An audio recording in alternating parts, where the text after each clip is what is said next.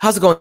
Yankee back to Fireside Yankees with your boys Alex and Ryan. Today, we want to discuss Oswaldo Cabrera, his role in 2023, and the super utility option that he provides the Yankees. Now, we've talked about the left field position. We know third base, shortstop, second base. There's going to be a lot of overturn in the next couple of weeks here. We don't know Josh Donaldson's future. We don't know how they're going to use IKF. We don't know if they're going to trade Gleyber Torres. We don't know if they're going to go with a Michael Brantley type of option in left field and kind of rotate Oswaldo Cabrera into the mix.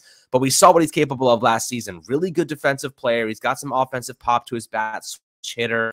He can really make some noise with this Yankees team, and he's a young, really athletic, energetic player who brings a lot of intangible traits to this team, just that spark plug we needed down the stretch. But Ryan, when you're looking at Oswaldo Cabrera, give me some information, give me some ideas. I know you wrote a really great article last night, about Oswaldo Cabrera and the value he brings and what he can do in 2023 and beyond. Yeah, so Oswaldo Cabrera, we know how great he is defensively. He is extremely versatile. He plays a lot of positions very well. He graded out positively in terms of defensive runs saved in right field, second base, third base, and shortstop. In left field and first base, he was league average, which, considering that first base is a position that I don't think we've ever seen Oswaldo Cabrera play at the professional level, and left field's a lot tougher of an outfield position than right field is. It's definitely an impressive defensive skill set here. He has a phenomenal arm. It allows him to play back in positions like shortstop, second base, and third base because he can go out and make the throws from the hole. And when you're able to play back, that means you're able to extend your range a little bit. So definitely someone that I imagine is going to be putting up elite defensive value year in and year out. But the bat is something I also have a lot of high hopes for. And that's because his power went up and his walks and strikeouts went down as his power went up. He was trying to pull the ball more, take advantage of that right field, really get into more fly balls. And typically that involves committing earlier in your swing decisions. And that's something that results in more whiffs and more, chases, because if you're deciding to swing earlier in the process of deciding to make a swing, you're not going to see the ball the entire way through, and that should lead to more chases, but that's not what happened in Cabrera's case. So it seemed that he became a little bit more of a disciplined hitter, a little bit of a smarter hitter, just a better overall hitter. The way he got better was very sustainable. And his fly ball approach to just work in Yankee Stadium, right? It's something that I imagine is going to allow him to hit more home runs than his frame would suggest he should. This is a guy's like 5'11". He's not a huge guy, but I do imagine that he goes out and hits 20+ home runs. He plays a full season. He's really just he gets the most out of what he is as an athlete. And I think that speaks a lot to his work ethic and to his intelligence. His baseball IQ's through the roofs, right? To be someone who knows how to play these positions and knows how to play the outfield and figures out, I've got a great arm. I can play a little bit more back in the outfield. I can play a little bit more back at shortstop, and I can make these throws and I can extend my range to kind of make up for, the fact that maybe I'm not the best physical athlete. He's not the fastest guy in the world, 55th percentile sprint speed. But he's someone who just does everything very well. And a 3 to 4 WAR player off of the bench playing a myriad of different positions is extremely valuable. His team hasn't really had that before. I look at him as like a mini Ben Zobrist, and I think Ben Zobrist, when you ask a lot of sabermetric heads, one of the more underrated players of the 2010s, Ben Zobrist is a guy who's definitely going to come up in those conversations. Big part of a Kansas City World Series team and a Chicago Cubs World Series team in back-to-back seasons. So ultimately, I view Oswaldo Cabrera as someone the Yankees need to have on this team. Because of his switch hitting, because of his defensive versatility, because he gives the Yankees a lot of lanes, right?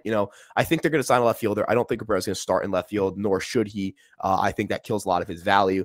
When a left fielder goes down, Bader's not the healthiest guy in the world. If they sign a Brantley or Conforto, those guys are not going to be guys you depend upon to play 162 games.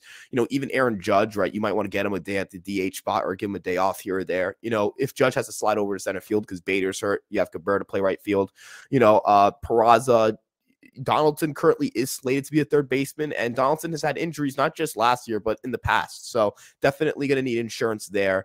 Peraza is a younger kid. If he struggles, you have Cabrera there. He's played first base, right? So if Rizzo goes down, for a couple games, you can at least slide him over there every now and then. The only two positions he can't play are center field and catcher. And I imagine the only reason he hasn't played center field is because the Yankees won't let him. I imagine if you ask Cabrera to play center field for a couple innings, he absolutely would do it. And I think he would do a decent job. So this is a smart kid. This is a phenomenal baseball mind. This is a phenomenal, just a very efficient baseball player, gets everything he can out of his frame. And I do think he's one of the more valuable weapons for this team come 2023.